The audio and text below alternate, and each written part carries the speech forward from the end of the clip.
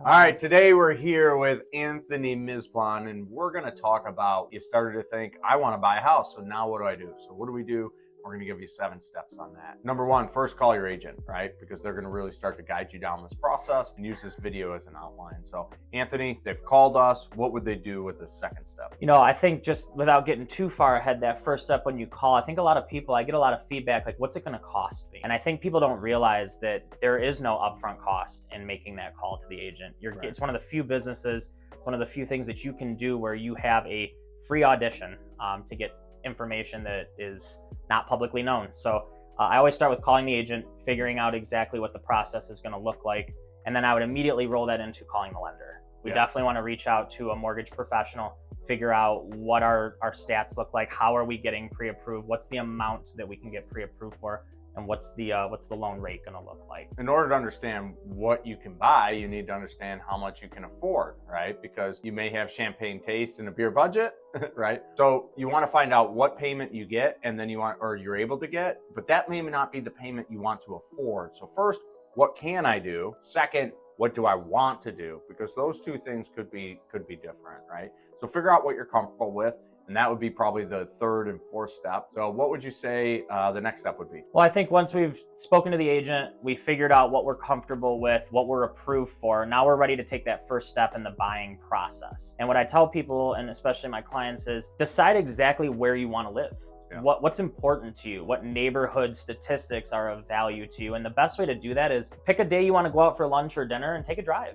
Just go look around, drive around subdivisions, look how community members are associating with one another, drive by the schools, see what's going on after school hours. Are there certain activities? Is it school of choice? There's a lot of factors that can go into what part of area or town is most important to the buyer and where they'd like to see themselves grow up and possibly raise their children. I'd argue whatever area you're looking at, figure out how far that is from work, right? And then go drive that during rush hour, because it may make a big difference depending on where you live. And you hit on this last one already, but why don't you hit it again? What else would you look at? I think if you're raising a family or it's something that's in the background of your mind, I mean, the school system's got to be at the forefront of your thought process.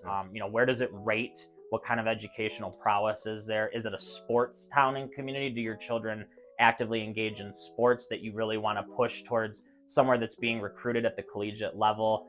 Is it school of choice, to where maybe just because you live somewhere, you could still drive or send your kid to the absolute school that you wanted to? These are things you definitely want to look into before you're really at that point where you're ready to write that offer and make that commitment to moving.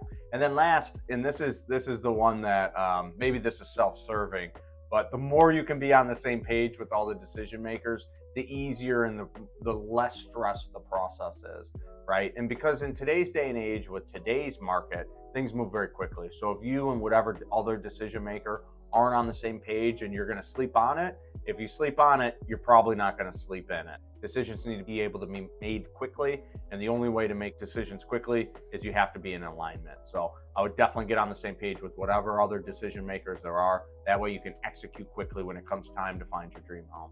Any questions or concerns, reach out to us. We'd love to talk to you more and provide you with that free consultation on buying your house. Thank you.